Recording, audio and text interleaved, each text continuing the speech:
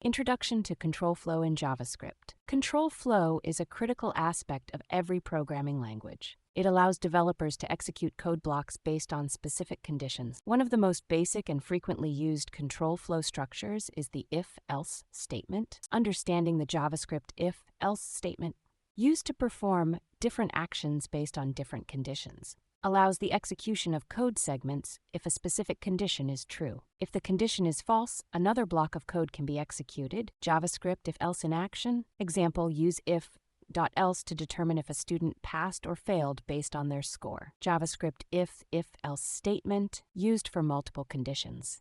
Allows you to have multiple conditions tested in sequence, tips, tricks, and common error-prone cases. Ensure correct use of comparison operators. Beware of using assignment instead of equality.